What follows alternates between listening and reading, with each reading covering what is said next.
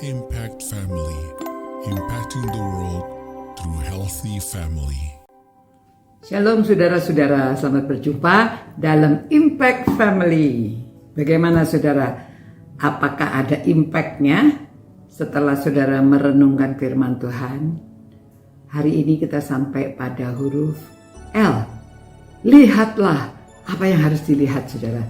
Pada waktu Tuhan Yesus disalibkan, inilah yang terjadi dari Matius 27 ayat 51. Dan lihatlah, ya, tabir bait suci terbelah dua, dari atas sampai ke bawah, dan terjadilah gempa bumi, dan bukit-bukit batu terbelah. Saudara, itu tanda pada waktu Tuhan Yesus disalibkan, ya, sampai tabir bait suci itu terbelah dan juga ada gempa bumi. Ya memang sesuatu yang terjadi, ini sesuatu bukan yang mudah saudara ya. Kesatu, ini anak Allah atau Allah sendiri ya yang menjadi manusia. Pada waktu dia jadi manusia dia disalibkan. Itu penderitaan yang luar biasa dan karya untuk penyelamatan. Saudara, tabir itu dulunya kalau tidak boleh orang biasa kecuali imam-imam yang masuk ke dalam bait suci yang sudah ditutup dengan tabir ya, tempat Holy of Holies itu.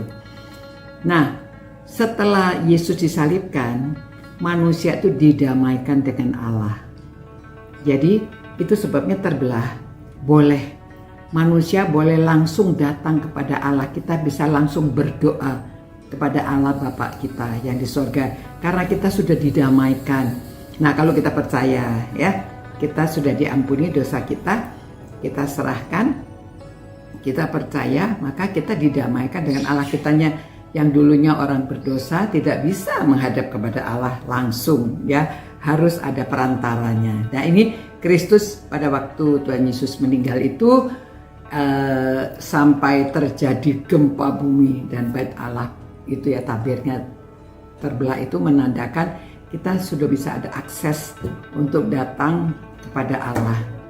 Nah, maknanya saudara ya untuk kehidupan sekarang, supaya tahu juga bahwa kematian Tuhan Yesus itu untuk pengampunan ya, pengampunan dosa kita.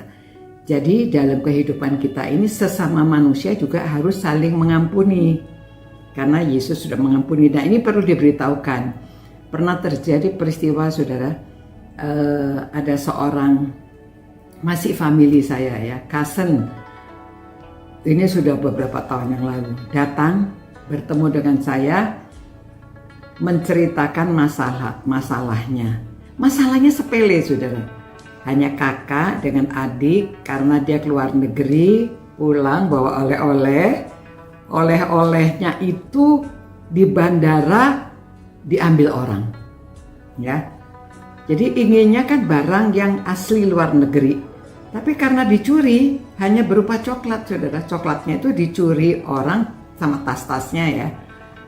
Jadi waktu dia sampai di Jakarta, dia membelilah coklat di toko biasa yang ada di Indonesia, jadi bukan asli dari Australia. Tapi dia menceritakan seadanya. Adiknya, ya khususnya tuh istri adiknya itu tidak percaya dan marah sekali.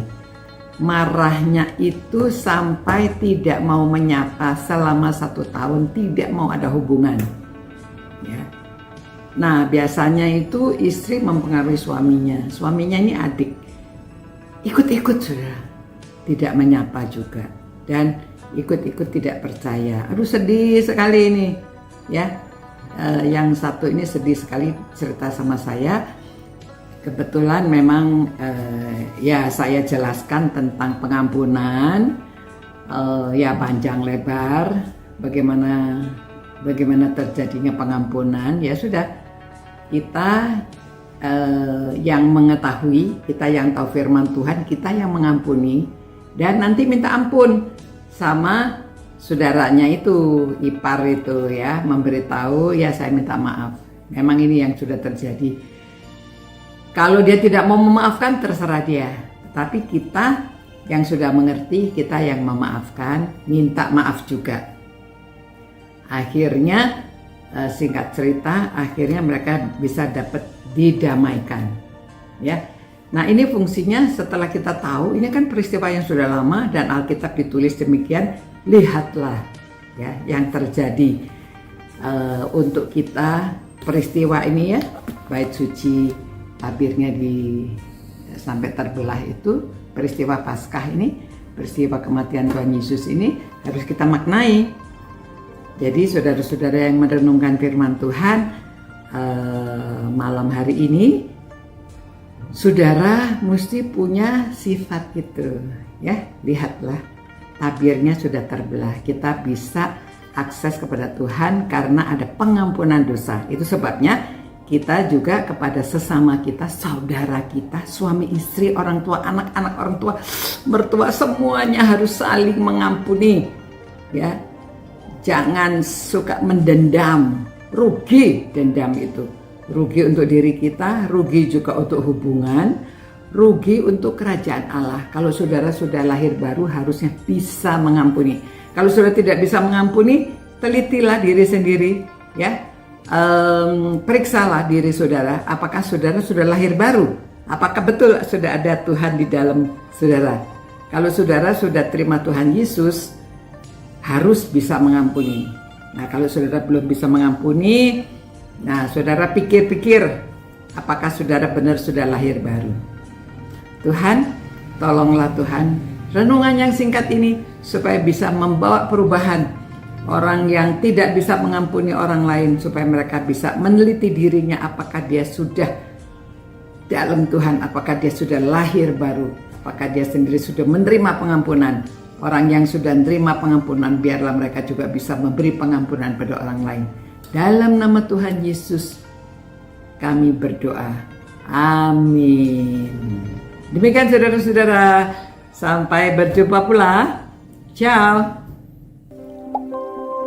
Impact Family, impacting the world through healthy family.